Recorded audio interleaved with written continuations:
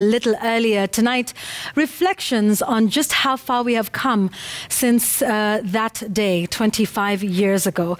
My guests tonight, let me reintroduce them to you one more time, starting with the one closest to me, Dr. Mustafa Ali, who joins us tonight, is the chairman of the Horn of Africa Institute. Thank you so much for joining us. And then right next to him, thank you so much, ma'am, for joining us once again, Caroline Mudoka, who's an August 7th survivor. She has a great story to tell, and we're looking forward to hearing that. Boniface Njeresa is an international security expert, Karibu Sana, and Farid Abdul Kadir, who is a long-time first responder and was actually one of the first responders August 7th, 1998, on that day, 25 years ago. I'd like to begin with you, Farid. You know, what are your reflections of that day? I mean, I know I ask everybody else where they were, but we obviously know where you were. Could you tell us about that day and how you came to be one of the first responders? First of all, our Kenya Red Cross branch is very close to the bomb site. So they actually felt it, they had it, and immediately they called the headquarters. And the headquarters, the Secretary General called us, and we all recalled to site. And the first thing you saw was a big building, the cooperative building, that was shattered with glasses all over. There was a middle building, which was mainly for college for students, and a number of them were on site. But then the other one was the U.S. Embassy. Everything was dusty, smoke, flames, cries, fears. So that's what you saw. Was that the first type of incident you had covered as a... For me, it was the first one in that nature. You know, you go there, it's a shock. You never prepare yourself for such a sight, because you could never imagine it would happen. You're used to dealing with floods, to dealing with drought, to dealing with a train crash, car explosion, but this was massive. Yeah, and we'll come back and talk a little bit more about that. Boniface, where were you on August 7th, 1998? Wow, yeah. You know, I had just arrived in Nairobi in '98, and I was on the way. I don't know what happened. I was on the way to, so one of my cousins had invited me to go to the TSC office, to accompany them to the TSC office, because they needed to follow up something at the office, because they are teachers. They came from up country.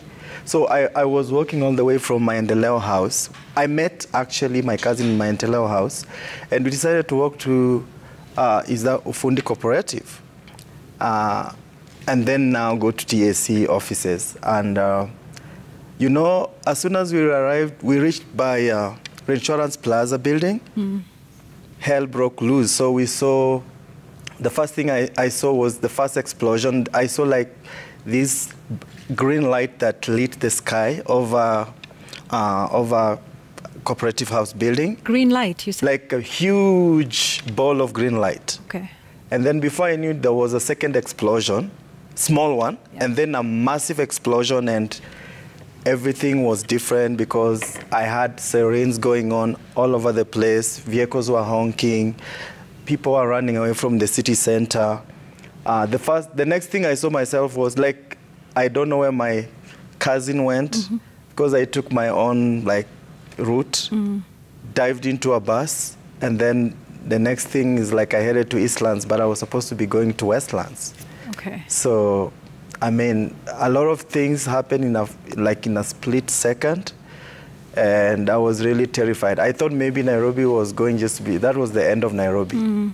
Yeah, by the time I was fleeing town. But I could see a lot of vehicles leaving town in a half. Everyone was scared. Everyone was crying. My cousin had like an accident. She got trapped.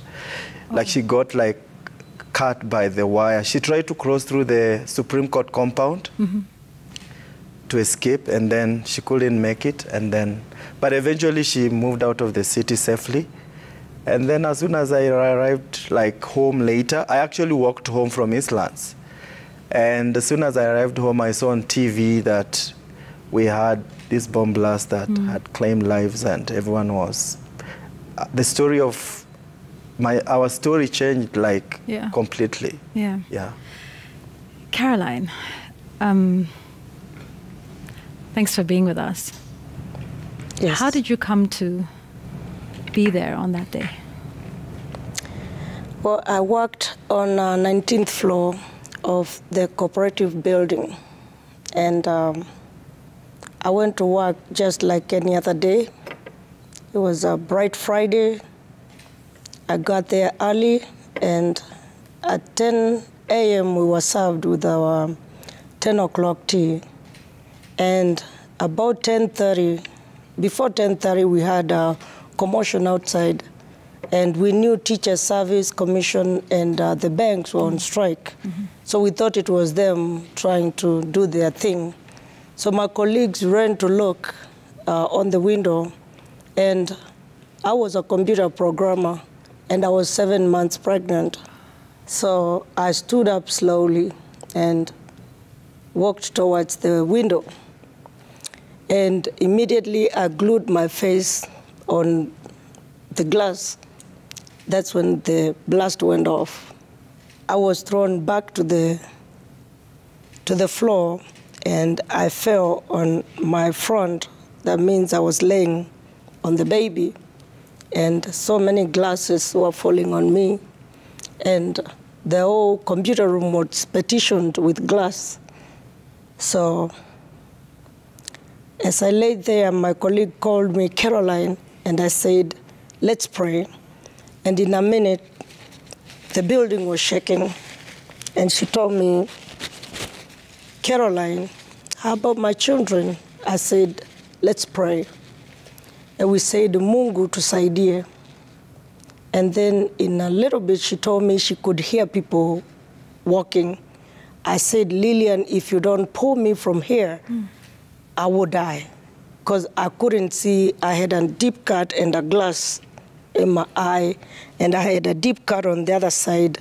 So she pulled me up, and I took the blouse that I had out, and I tied up my eyes so I could see. So she pulled me to the stairway where we were stepping on dead bodies. And when we got to the stairways, most of them were broke. So I remembered something my father used to tell us. If you're in a vehicle that is rolling, hold on to the mirror that is next to you. And that's what I held. And people were pushing us, and if you made a mistake of bending, you became the next casualty. So it was terrible. I'm sorry about that. A tough moment. Can we ask about the baby? Yes. I managed to go down to the floor. As we went, I could hear screams of people saying, help, help. But I couldn't help because I was scared that I'll be the next casualty. When I got to the ground floor, it was filled with water. That's the busted pipes. But as I walked through that, I felt the actual fact of death come out of my mind. And I ran through the Haile Selassie. And I got into a bus, a matatu, that broke on the way. So I got out, went to a vehicle that was next to that matatu. I asked a man to help us, and he said his wife worked at the embassy, and he could not help us. I said, if my baby dies, you will give me another baby. When he heard that, he said, come on in. So I went in, and my colleagues followed. Actually, one of them died afterwards. We went close to Nairobi Hospital, and it was all traffic. So I got out and ran to the hospital. There were so many people on the floor, some dead, and they stitched me without anesthesia, without gloves. It was so painful. But one of the nurses realized that I was pregnant, so they took me to a corner and put an IV on me, and they laid me on a bed that I was sharing with somebody. And when I tapped that person, he was already dead. So I took that IV down and sat on a corner. But eventually they found that I had so many cuts and they could not even get the heartbeat of the baby. And they later realized that I had a blood clot on the uterus. But we thank God, he survived. We called him Lucky Baraka. And he went through therapy because his right side was weak. So I had to take him to Kenyatta Hospital every Monday. But God helped us, and we thank him for that. That's a moving story, and we're so glad. How is Lucky today? Lucky is good. He was here.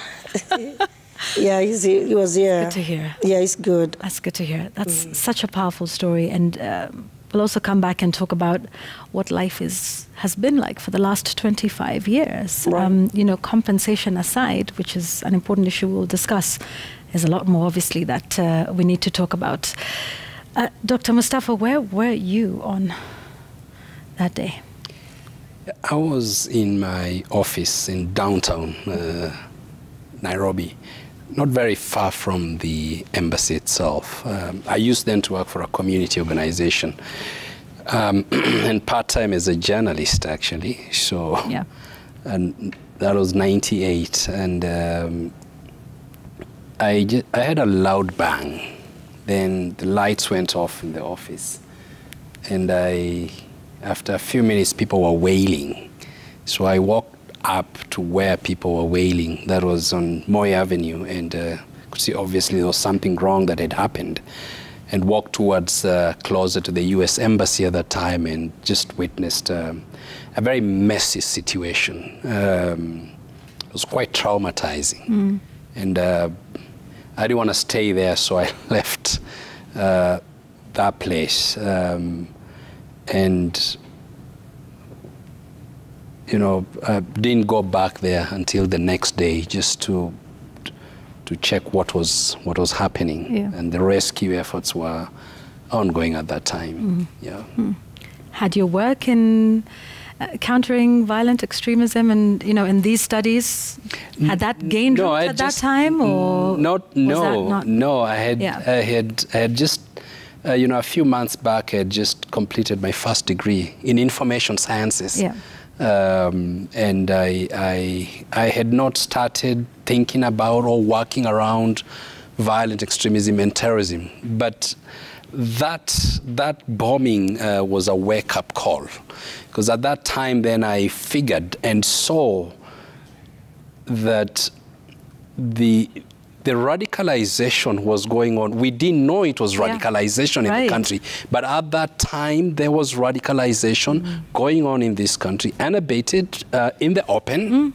It's just that later when we started going deep into these issues and realized that, yeah, this was radicalization, and it wasn't important then, or nobody was paying attention to that radicalization. Yeah. It was only 1 year later when I started writing and doing more research on these issues of extremism that I said, oh, that was. And even at that time, 1999, 2000, you know, in Kenya, in the region, nobody was paying attention because the people who attacked or exploded those bombs at the U.S. Embassy were not interested in Kenya. Kenya was a secondary target. The primary target was the United States of America and the Israeli targets later on. Yeah. Such powerful reflections of that day. I mean, the question we're asking, you know, you who's watching, where were you on August 7th, 1998, and what lessons do you think we have learned since that time? Maybe at some point I'll tell you where I was and how I received that news. It was interesting. I was a young girl then, obviously, but it was quite a momentous time in the country's history. But where were you on August 7th, 1998? Please use the hashtag The Explainer at Citizen TV Kenya, at Yvonne Okwara. Now, from that day, we're going to take a look at how our search and rescue learned lessons, changed and evolved. We'll take a look at the security situation.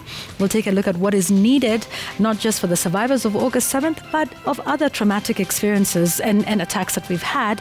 And also, we haven't had another significant one since Dusit. Is that good news? Are we moving in the right direction?